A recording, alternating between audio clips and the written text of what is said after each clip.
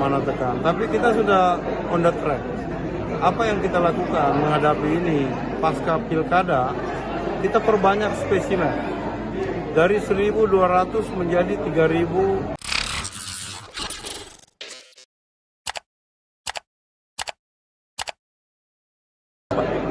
Ya, saya kira kita ikuti petunjuk pemerintah pusat.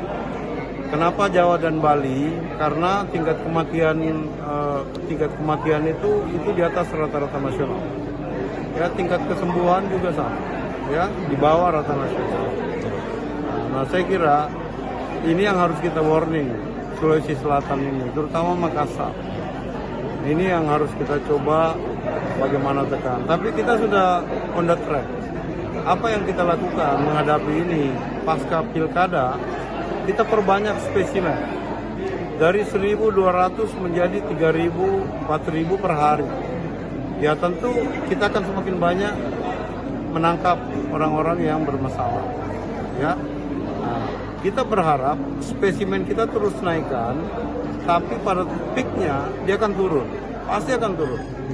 Nah, inilah yang kita mencoba, tapi salah satu kunci adalah protokol kesehatan. Ya, pakai masker, hindari kerumunan. Nah, oleh karena itu saya apresiasi Wali Kota Makassar memberlakukan itu tadi. Ya, kita boleh beraktivitas, tapi cuma sampai jam 7.